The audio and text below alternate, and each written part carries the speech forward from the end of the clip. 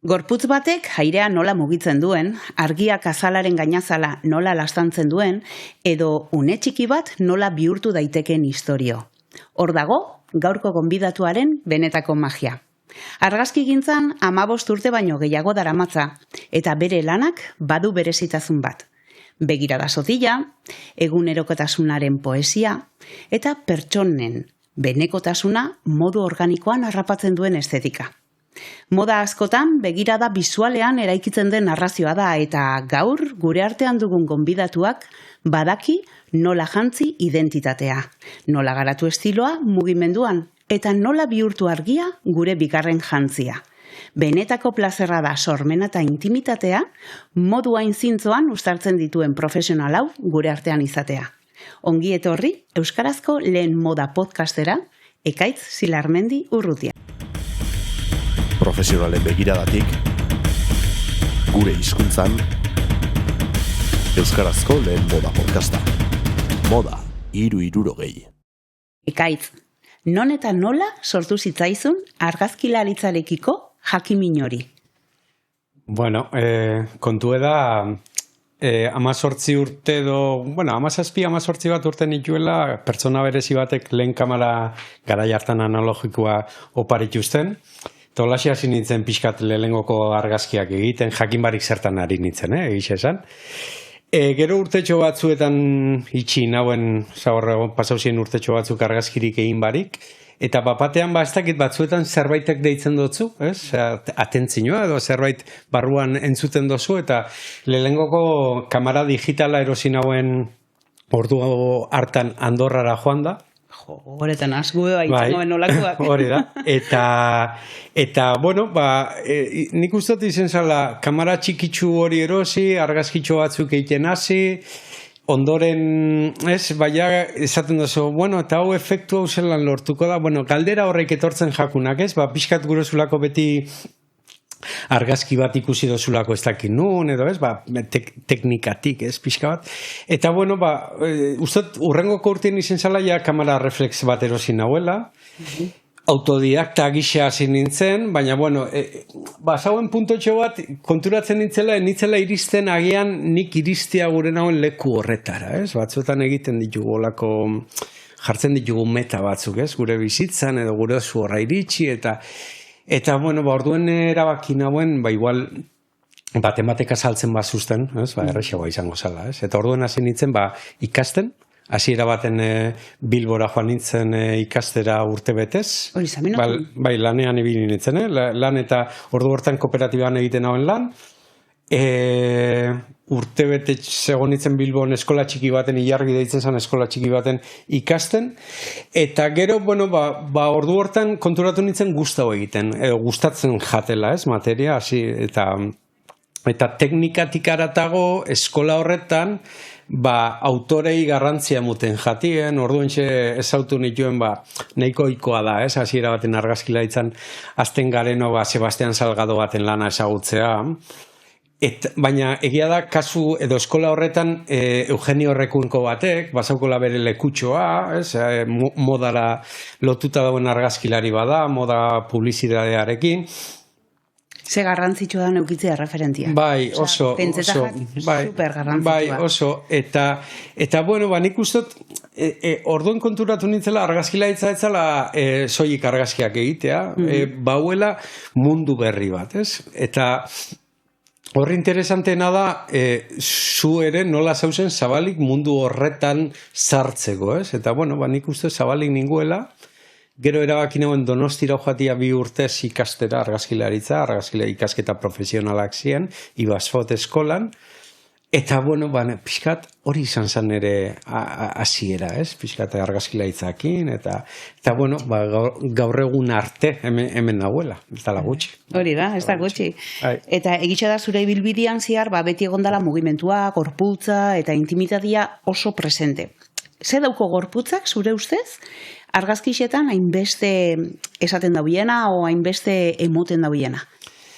Bai, kuriosua da, nik uste hori gero analizatzen duzula denborarekin. Askotan ez dakitzu zertan ari zaren hasieran, Baina, badau zerbait, barruan sentitzen duzuna, edo X, gure dana, azten zarena, eta gure barik basabitz zerbaiten bila. Gero nik uste hori, denborarekin analizatzen duzula eta teorizatzeko errestasun gehiago daukoela, ja behin lan bat eginda dagoenean. Baina, bueno, nik uste hasiera baten, hasi nintzenean argazkiak egiten ere kabuz, karpeta batei deitu nutzen bizi pasioa. Eta horra hasi nintzen sartzen, egiten dituen lantxuak, ez? Joaten nintzen ara eta bestera eta hor noien sartzen. Demorarekin konturatu naz, bizitza bera, ez? Jaiotzen garen momentutik, edo fekundatzen gaituzten momentutik, movimentua badala, ez? Hiltzen garen momentu horretar arte. Eta bizi movimentu horrek, ez? Pertsona ezberdinetan, forma ezberdinak hartzen ditu, eta gauza ezberdinak egiten ditugu, eta nik uste eta beratza benetan hori dala, ez? Eta, igual, ez dakit, askotan gure barik egiten duzun zerbait da, ez? Baina konturatzen zara, basabiltzala horren atzetik. Bai.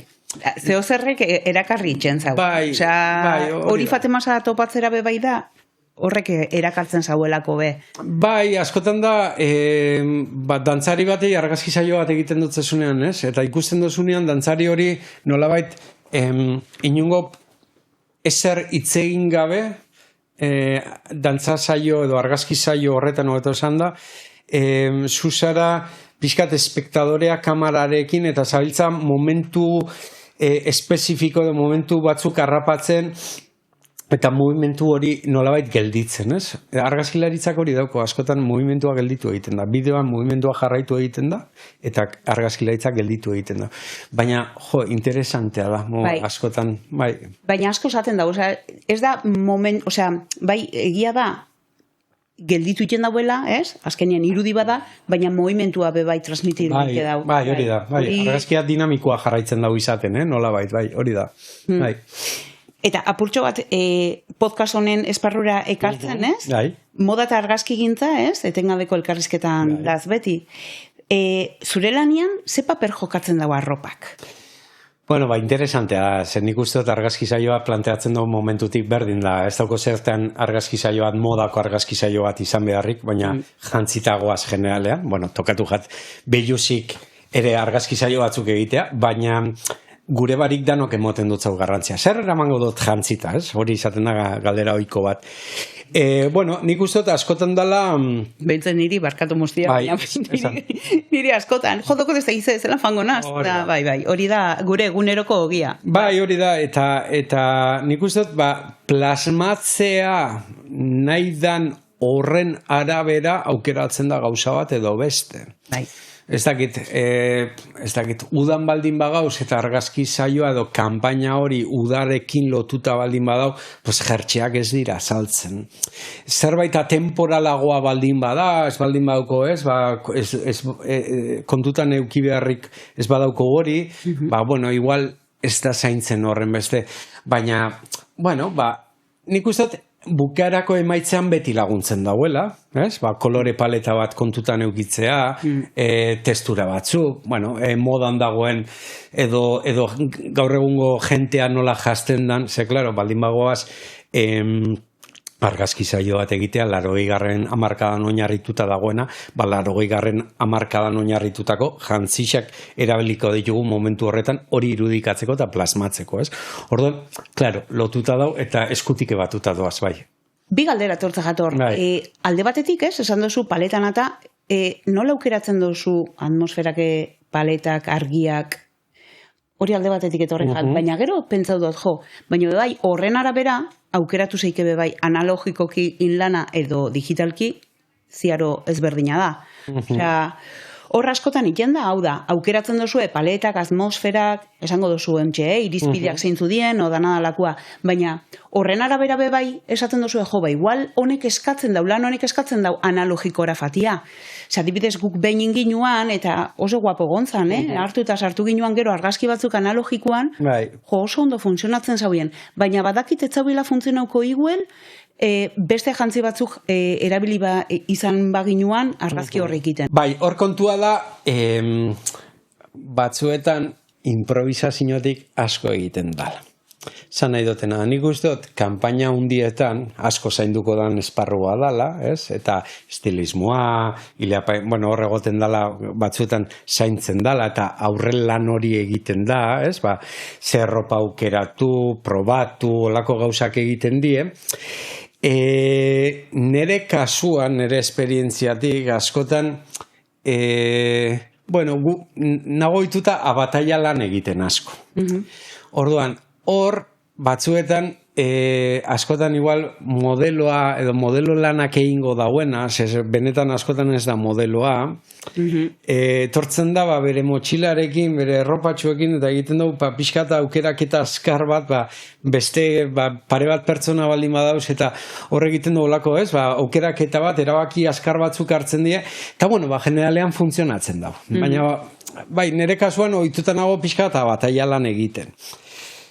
Ondo funtzionatzen dagoena nire ustez da, baina beti ez da denbora edo aukera horretarako, aurre bilera batzuk egiten baldin badie, aurre lan hori egiten baldin bada, jartzen baldin bada analizatzen begira fondo hau erabiliko dugu, edo arratzaldean egingo dugu argazki saioa, edo inkluso lehen aipatzen zauen hori, ez? Analogikoan, igual disparatuko ditugu karrete pare bat, ze gaur egun, ez? Azkenean, argazki saio bat egiten duenean zabalkundea da hain modu ezberdinetan zabaltzen da, berdin da sare sozial ezberdinak ditugulako eta ez dakiz zer. Orduan, sortzen da materiala alik eta irekiena do asko baldin bada, beti da lagungarria gero material hori eukitzeko eta esateko, bueno, hau hemen ondo funtzionatuko dut beste. Bai, nik uste egiten duen dana ongietorri da, baina batzuetan falta da aurrelan hori egitea. Ondo legoke. Ni behintzat oso garbi dauko, nire esperientziakin nik jadana briefina, baina oso landu teken dut. Osea, gainera eukidugu egiteko lan, eta bakitzu. Nik ja, eske batakit ze argazki disparau biogun, gero ja argiak etola, baina nik ja, behintzat nik eramaten badot zuzendaritza kreatibua hori, nik bai biado jakitia zerrin bion. Osea, azkenian nik hor neurtzen dut mezua.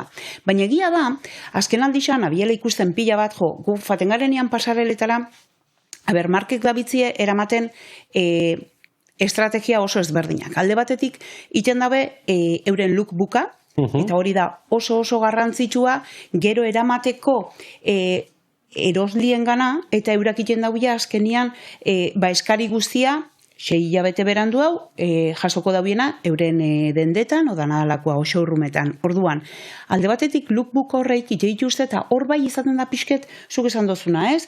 Batai ez dakizai, baina zuzeneko asko sartzen da zegero, iten bada pasarela, aprobetxatzen da fitin egunak iteko bebai disparo batzuk, eta hortik urteten dien gauza batzuk, adibidez, izan leike ez bakarrik sare sozialetarako, bebai urreoko kanpainetara begira ideiak lantzeko, posturalki hartzeko, ze silueta agertzen dien, hasi dira azaltzen, lan hildo ezberdin pila bat, eta da zuzenekoa lantzen. Orduan, ez da iten bakarrik shootinga iteko lookbooka, iten da bebai pasareletan landu fitin eguneko argazkiak, eta gero bebai pasareletan urten aurretik hor jadaz jotamakeutan, modeluak, hor bebai iten dana da txoko bat prestatu eta disparau iten da, eta bideoak iten da. Orduan, improvisaziotik lortu die emaitzak, gaur egun igual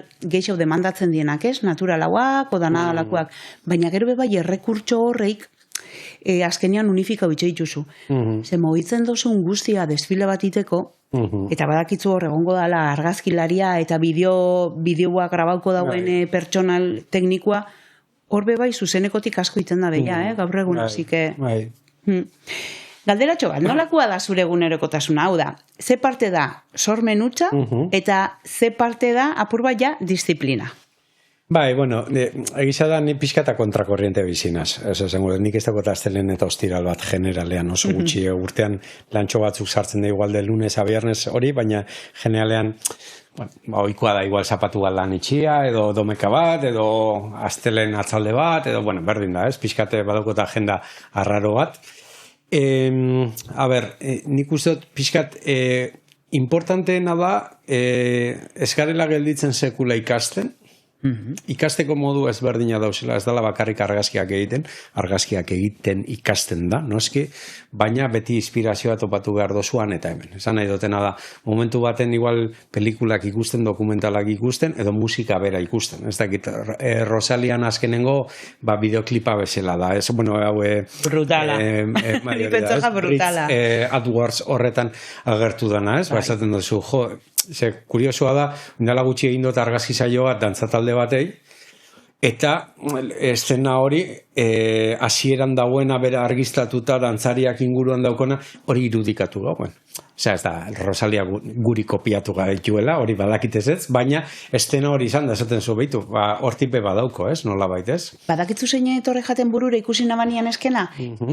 Honik, Madonakin intzabienian kalakanekuak izan ziala, ez? Bai. Zaukeen bebai rollo.hori. Toketxo hori, ez da?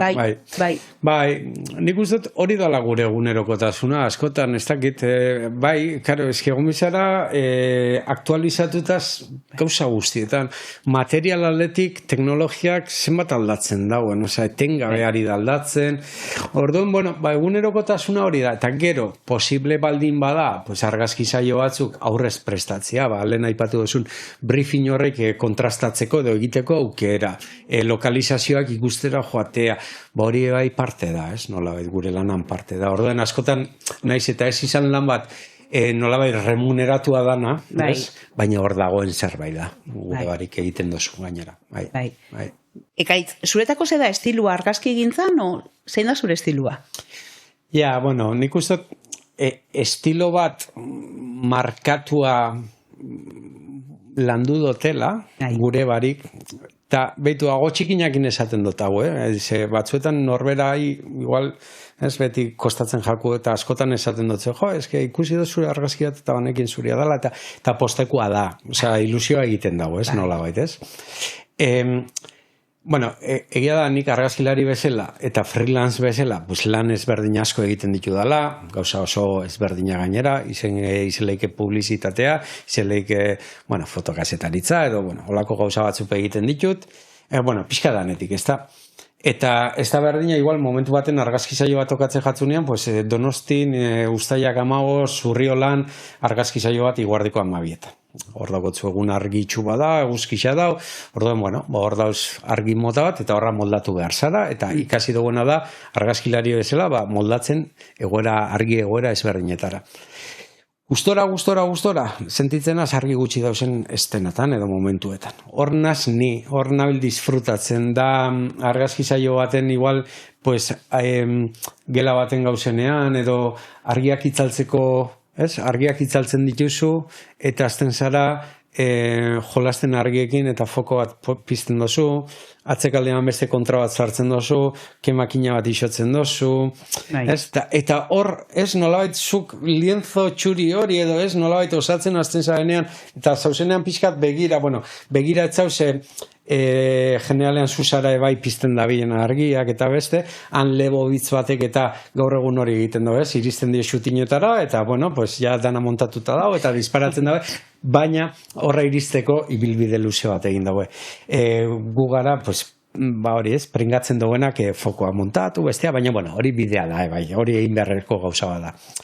Baina ni naz olako momentutan, edo ni naz argi gutxi dauzen egoeratan, edo inkluso momentu baten linterna txikitxo batekin, joan zarelako altzazuko motxorroak, igual, jasten die momentu horretan argazkiak egitera eta badakitzu frontoi horretan jasten dien leku horretan argi gutxi egongo dela, eta errespetu horretatik, pixkat, berai dutzezuna errespetutik linterna txikitxo batekin igual argiztatzen duzu aurpegia, plak disparatzen duzu eta kentzen duzu argia, hor gozatzen dut nik. Orduan, nik uste dut estiloa pixka batez, lehen aipatu duzuna, hortik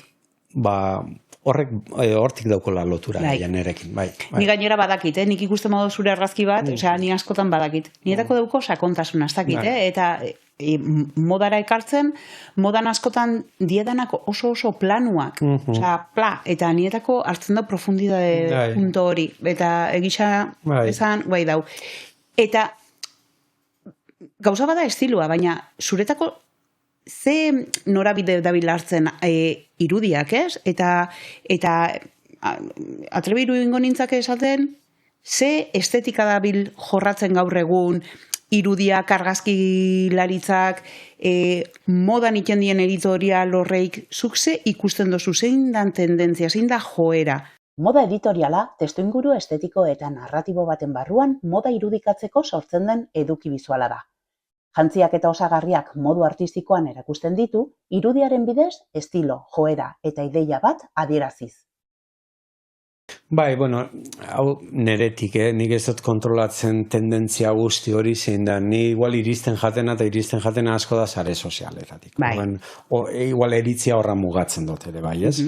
Egia da, igual nik egiten dutena askotan bezero konkretu batzuen dako da, orduan depende zer, esaten zut lehen aipatu duten argazki saio hori dantzataldearena, bai esaztien karta blanka daukotzu inguru dozuna, eta jolastu nahi nik nahi nauen erara, eta super guai egon zan, da beraiek super presauzien hori egiteko. Ez da berdina lan korporatibo bat baldin badakotzu, nun dana fokatua egon behar da, ondo argiztatuta egon behar da, produktua ondo agertu behar da, edo inkluso momentu baten modarekin lotuta ere bai, edo zein diseinatzaile batek, igual gure da fondo txuri baten bere produktua saltzea, eta hor dana ondo argiztatuta agertzen da. Gero, bota. Bai, baina hor, joera azkenian danak berdina da, ez? Osea, ez dakit, ni batzutan esaten duztie, ni ontxe konturatzen az, niri dabitzi eskatzen askotan, kanpainetan, izatia organikoa, izatia hori ez perfektua. Ezke gatoz nire ustez leku batetik oso perfektua zala dana, eta zuk esan duzuna, egia da, korporatiboki eskakizuna igual bat dala, eta modan igual izan leikela beste bat, baina ematen do sentsazioa, korporatiboki bebai, hasi dala apurtxo bat, hori kentzen. Eta konturatzen az, inkluso, esango nuke, ferixetara, Osea, ni finjaten azela asko, estilista moduan, zelandoian jendia jantzita, konturatzen az ferixetan, trajiak ez dira ikusten hainbeste, edo ez hain kasposuak. Ez da gizelan, trajiak daukie beste linea batzuk, beste kolore batzuk, beste paleta batzuk lantzen die, eta ikusten ditut, ematen duztana niri sentsazioa, o niri eskatzen duztiena markek asko da, beste irudi bat lantzia, eta da organikotasun hori, eta da kanpaina bat itxot hemen, imaginau, indoor bat, eta urreko kanpaina itxot kanpoan, itxendot naturalezan, eta urrengoa itxendot urbanua, hiri batian. Zuk uste duzu hori badabiela mobiluten korporatiboki bebai, ez dakit, Bai, eta begiratu, osea, nik horre ikusten dut batetik, tendentzia bat igual sare sozialetan. Izan dela, gorakada bat egonda analogikoki lan egitearena. Eta analogikoki ez bakarri pelikula eta erabiltzen, baizik eta gero horrek ekartzen dauen edo ekarri aldauen akatsak. Akatsak esaten du kakotxa artean, akatsa oso aberatza izeleken momentu askotan, erabiltzeko, inkluso moda editorial baten, edo gure dana. Eta nik ustot batetik jente gaztea da bilela experimentatzen pila bat, eta dala guai, porque gu gatoz besteleku batetatik, eta gehiago kostatzen jaku hori dana askatzea. Oso ez gauta duke. Eta beraiek dauki holan, niri inbidia sentitzen dut, batzuetan ze espontaneoak dien, edo hori ematen dago, Eta gero bestalde batetik, azken aldi honetan, bai konturatu naz, igual, marka hundiak, Adidas, Nike, Kirol markak, bai dabitzela hori egiten. Dabitzera maten analogikora asko, inkluso jolasten irudia ez izatea superfokatua, agertzea mogimentua, flasazo arraro bat egotea ez dakit nundik, inkluso light painting bat momentu baten agertzea. Light painting edo euskeraz argiarekin margotzea, argazkigintza teknika bat da. Argi iturriak baliatuta esposizio luzean zehar marrazkiak edo efektu bizualak sortzen dituena. Eta ustot polita dala. Segabitza pixkat apurtzen, horrela da, iso eun ez dakizer, batzuetan horrela funtzionatu du.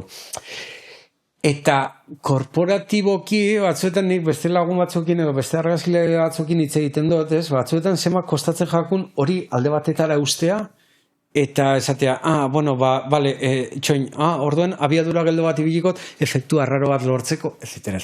Eta bar, ez? Orduen, bai, aldaketa bat ematen dabil, eta nik uste dut aberatza dela, ze sormenetik uste dut askatasun gehiago daukola. Oin, ez dakitzetena da, ze sormen edo askatasun maila emango dotzun, pues, marka handi bateko. Ja. Bueno, danetik daue, azkenian da proposamena, dabitzen atopatzen be bai da, bakoitzak bere merkatua, o askotan zaratitia, esateko, o hemen hau. Baina bai adibidez, ez dakite, alde batetik, eta bataz be ikusten da argazkilaritzan eta, claro, adimen artifiziala, smartphoneak, berez kamera potentiekin datozenak ja, ez dakit, honek nire ustez be bai zabaldu ditu joera berri horreik lantzeko modu bat. Zegatik, adimen artifiziala, ja gaur egun ja ematen dutzu bidia gauza berriak esperimentatzeko taolan, eta kostia... Bai, zero da. Bai, eta gainera, pentsau, lehen burua portzen gauen momentu baten, estena baten estintore bat kentzera, eta gaur egun jo ez dakotzu, ez da estintorea lurrera jetxi beharrek, bakitzu, hartzen dozu programa batekin pinpanpun, pintzeltxo bat, eta kentzen dozu. Osea, holako gauzak errestu dau. Eta nik uste dut, hortarako dala eta erabiltzeko egina dauela, Baina, jakin behar da, nik uste dut, gero, noiz erabili, nun erabili, fotokazetari baten, pues igual inteligentzia artifiziala ezin da erabili, edo ez nesartuko, ez noi zabaltzen meloirik orain, baina gero, eta batez ere norberan nun dauen eroso. Osea, nik adibidez nire lan egiteko moduan estintorea jetxiko dut oraindik ere, bai. Baina egia da aurreko baten konturatu nintzela, argazki bat egiten ningoen estintore bazagoen urruna, eta zana, gutxi tardatzen dut gero. Pintzelarekin hori kentzen, edo... Nigo goratzen lehen zan, Photoshopian, ule-zule, gauzak retokatzen jutia, nigo goratzen estilista moduan egotia, osea, puliruten horrazkera bat, gero edizioa izateko, osea, azkenian gero hori dirua da, gero eta edizio gehiago, gero eta lan ordu gehiago di, eta hori azkenian galestia bada. Puntu honetan gazela, botako zinuke aholkuren bat, hasi berri dan batentzat, edo argazki gintza, holan, dokona inkernu minimo bat, interesa, eta nahi dauela sartu hortan, zea holku emangotzezun, edo oindala 15 urteko ekaitz Zilarmendi Urrutiari, ze esango zotzezun? Nik gustot, klaseak ematen ditut argazkiletzakoak, eta nire ikasei beti izaten dutzet argazkiak egiten diela egiten. Ikasten dela egiten. Osea, sofatik ipurri altxa behar dela eta atera. Kamera hartu eta pringatu. Busti, otzitu, hori da.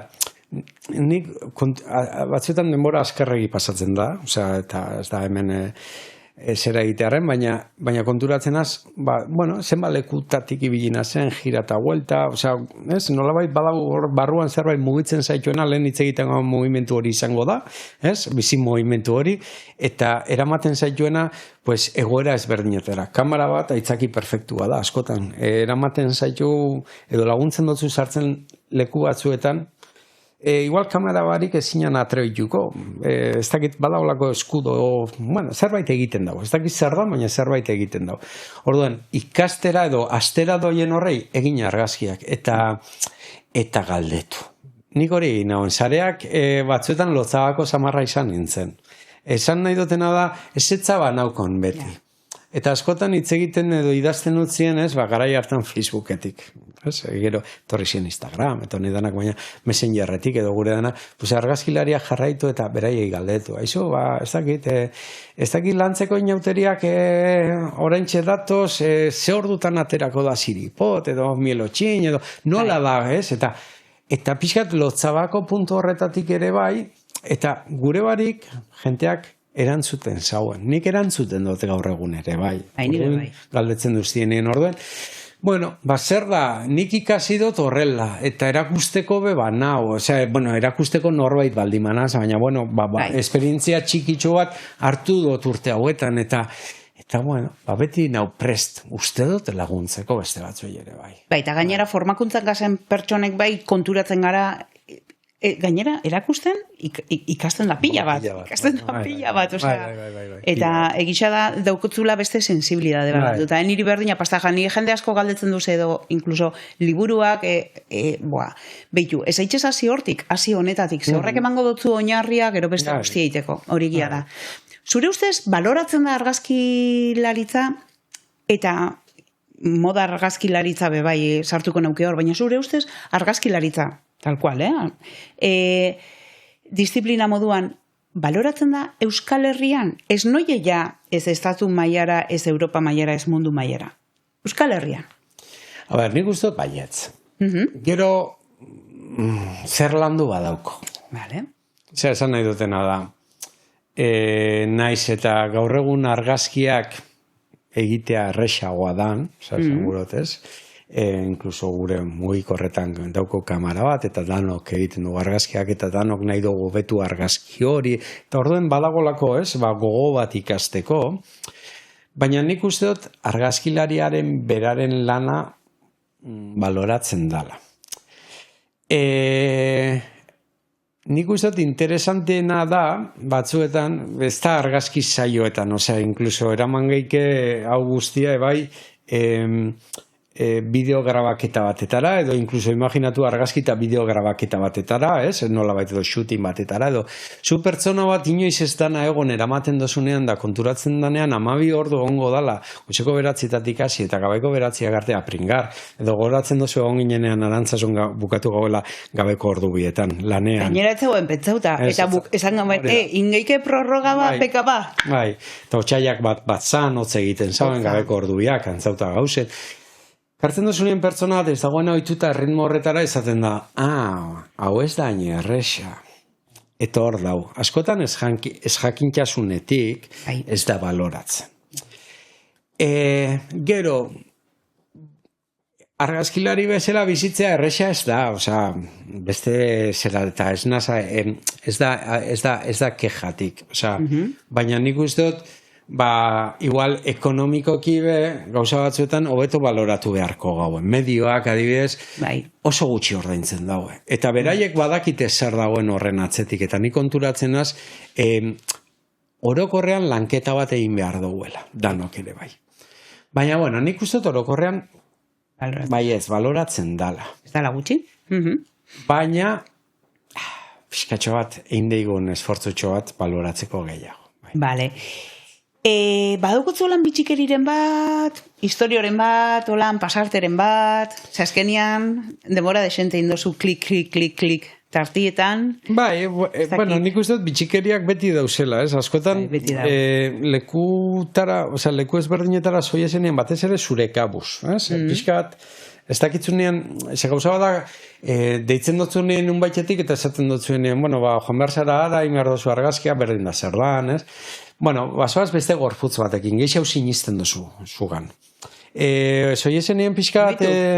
Nuke holan esango, baina egia da. Beste konfiantza puntu bat... Permititzen zara gehiago. Zoiezenean pixkat zure kabuz, ezagutzera, zareak elikatzera... ematen dau gehiago, justifikauta daukotzula, zure fana, iteko lan hori, ze... eskaera bat eukidozu, ulertzen dut, ez naukon... Nik uste dut gehiago baimentzen garela horre gotearena. Edo orduen batzuetan, zalantza hori eukitzen dozu. Gero egia da denborarekin konturatzen zaela, ze guai egon nintzela, edo gan egon nintzela horrela ikasi dutela. Horrekoan pentsatzen egon nintzen ontaz, eta gogoratzen dut behin joan ginela... gure eskuk eta katalanek eta argiztatu zituzten Pirineotako gailur guztiak. Eta hor tokatu jaten niri eta beste hainbat argazkilariri argazki batzuk egitea Pirineotan. Eta aurrez joan gitzen oinatiko argazkilaria joan garate ezagutzen dozuna. Eta ni biok belagoako aterpe refugiora. Egun pare bat pasatu genituenan, eta ibili ginen pixkat, izaba inguru horretan, nundik egin argazki on bat, pixkat publikatu alzana portadan, eta pixkat pentsatzera. Eta kuriosoa da, ba hori, ez, gailurrarekin lotuta, ez, gailurrekin lotuta, eta bueno, ba, gu badauko, bai, ez, ba, pixkat, hasi gara txabaltarrok, eta hemen ingurukoak, ba, inurrategian haiekin, eta Himalaia, eta hori dena, ez, ba, badauko guk hortik jando, desente, eta elikatu gara, hobeto esan da, eta ba, afaltzen ari ginela mailan jarrita, gure parean, jondan ere parean, zauen bikote bat, pertsona nagusi bat, gizonezko bat, eta emakumezko gazte bat, beraien artean inglesez, baina gizonezkoak euskeraz ba ekixen. Eta berarekin berriketan, eta alako baten, nik esaten, tipoa ezaguna da, hostia, zinete da. Baina badakitzu, esaten zu, ezagutzen dozu, eta jonek bat batean esaten, aizu, zu Martin Zabaleta zea. Eta, zaten, bai, eta Martin Zabaleta lehengoko Euskalduna Everestera igozana, parez pare, ez? Nioko eta argazkia gainera etxien. Bai, pasan... Markauta, eta beregatik firmauta. Bai, berekin igozana, pasanten basan, argazkian azaltzen zana, nik ere logela neukin hauen jarrita, ez? Nola bai, garai hartan, ikurrinarekin agertzen zan, ez, 80. hamarkadako argazki mitikoa da, ez, nola baita, ez, eta Martin Zabaletakin parez pare, bukatu gauen afaltzen, berakin izketan, oso jatorra gainera, zen, etorri zan, estatu batu eta misira, bueno, eta, bueno, pasarte bezala, eta gainera, momentu batzuetan, ondani, natural berarekin izketan, eta beti gelditzen jaku, ez, askotan edo, bueno, nik eukina esatea, argazki bat egin behar notzan. Ez, hor, dilematxu hori, ez, batzuetan esaten, zeu momentu argazkiarekin jasotzeko alda, igual, bihotzarekin jasotzeko, memorizatzekoa, hor, zalantza horrekin. Hor da, gizu zerritzen dugun etxean, gure etxean. Hau da, klik. Zuretako, klik. Eta egia da, horrek gauzak, eta askotan ez duzu, garbatu behar, ez, klikin, eta zuretako hau ez jatzu hasten. Bai, selfie bat egitean azan, como, fatal gelituko zan. Gipuzkoarra zarelako. Bueno, eta egia da gero... Gipuzkoarrak oso gaizkitzen du. Bizkaikoak hobeto eramaten da begako gauzak. Gero, etorri zen beste bigizonezko nagusi, jubilatu berriak edo handik ebitzenak, eta are, sin komplejos, joan ziren da, bueno, Martín, Martín, ez da, argazki bat, eta egin zaben da, zaten duzu, bueno, horrela. Bi argazkilariek eta ez. Bai, eta ez, baina, bueno, momentuaz gozatu gauen pila bat, basan pertsona referente bat, edo, nien mitomanoa para nada, baina, momentu horretan zaten duzu, bueno, ze guai, Belaguako refugioan, igual debak ondartzan elkartzen zara, eta ez da, baina, Belaguako refugioa, pixkati ez, ezuk egiten dutzazun poesia horretatik, ez, eta gainera, zabiltzala, lan bat egiten, edo aurre lan bat egiten, Pirinoak argiztatuko dielako, eta luzeo, bai. Zimaz. Baitu, bukatzeko, hemen moda 360an betik galdetzen dugun, eta galdetuko dugun galdera bat. Txartel gorria, zerri edo zeini, eta txartel berdea, zeini edo zerri. Txartel gorria, eta oso garbi daukot, da, berandu iristen dan jente horrei, entzuten ez dakixen jente horrei, eta egi absolutua daukon jente horrentzako da. Osea, Cruz y raya esaten dana. Bai. Eta benetan txartel berdea entzule hona dan jenteari. Zenetzako balore polita da, galdetzen dutzuenean entzule hona izatearena. Osea, nik adibez, ustot entzule hona nazela, eta gustatzen jat jentea entzutea, ze asko ikasten da. Eta, bai, hori da, nire beti oso garbi ukizu txartel gorriarena pixkata pinon fijo da, bai. Bueno, Kaitz, moda 360an betik egiten dugun gauza bada, galdera motzak, baina aukeratzekoak. Hau da, nik emango dutzut pare bat aukera, eta zuke aukeratu, gehien uste dozuna doian azureaz. Adibidez, lehena, argi naturala edo estudio argia? Depende. Edozein kamarakin argazkion bat posible da, ala ekipamentuak asko baldintzatzen da argazki hori? Baldintzatzen da, baina posible da. Kolore biziak ala tonu neutroak? Argilunak. Estilo minimalista ala maximalista objetiboan aurrian? Menos es más, beti. Coincido, bai. Aunque batzutan nik esatu bai más es más, baina bueno, bai, beti da, bai. Batzutan da beti goiez a más es más, horrerago eaz, bai. Bai. Mugimendua ala posatze estatikoa? Mugimendua eta askea baldima dago eto, bai, askatasunetik, bai. Eun naturalak ala textura sintetiko interesgarrixak? Pues bizarroa, me encanta. Goza bizarroak, bai. Modeloa gidatzea ala ustea bere ritmoan? Bere ritmoan beti benetakotasun bat azalduko da, bai, interesanteagoa da. Bai. Ni hor zurekin bat natorrezen niri toketa jatenian itxia xudimat eta gomina zenian gainean ezaten zelan posau. Ja sartzen dozu zure motxilara beste ardura bat, eta bai, ez da, bai. Lan triplea da, eta niri benekatzen da. Osa, ni behar dut arintzean ere lana, bai. Eguneko sesioa ala gabeko atmosfera? Bueno, gabean beti gustora biltzen. Bai, ez? Zuri beltza ala kolorea? Depende momentu. Hor zalantza daukot, bai. Foku bakarra ala geruza anitzeko konposizioa? Experimentatuta jolastu. Hori da nire lema interesante, importante bat, bai. Ona. Azkena, urbanoa ala naturala? Pues urbanoa be argazki saiotarako guai dago, baina egia da naturan be badauzela espazio oso interesantea gauzak egiteko, eta topatu aldiela, bai. Depende, bai. Berez, moda 360an beti gomendiotxo bat luzatuko gure entzuleguari, eta gaurkoan ekarri dut, berez da aldizkari bat, eta pentsetan jat oso interesgarria dela, ze lantzen ditu editorialak modu oso sortzailean, eta guztetan jat ikustia. Berez dauko kontua Instagramian, Enfant Terrible, berez da frantsesa, barkatu nire auskeragatik, baina bebai dauko Instagramen kontua eta bebai webgunean. Eta txertatuko dugu entzuleguak ikusten badaue bideoz zeintzu dian apurtxo bat euren estetika bizuala eta da benetan oso interesgarria. Nik ez dakitzuk daukotzu nolan gomendioren bat luzatzeko? Bai, nik pixkat ikusi nituen eta nik goratzen duzte estetika bat hemen Euskal Herrixen lantzen da bitzena asko Iker Gozategi argazkila isa hori oterra dala eta Miriam Lizarralde tolosarra dala. Nire ikasle hoia, zuzenean etzan izan, baina izan zan eta berarekin lan bat edo beste indot. Eta badaukie tendentziatxo bat hortik ere bai, eta bai gomendio bezala, eta ez baldin badozue jarraitzeko modukoak die, ze badabitz gauza oso interesanteak eta potenteak egiten biak. Biak, bakoitza beretik, elkarrekin ere bai uste dut, okerrez baldimana, bela? Bai, nibe bai, daukot ikusita bakoitza beraldetik eta elkarlan. Programa guztietan moda esaldi bat ekarriko dugu gurera, eta gaurkoan honako hau daukogu. Moda argazkilaritza subertsiboa da. Dena egia dela sinistarazten dizu.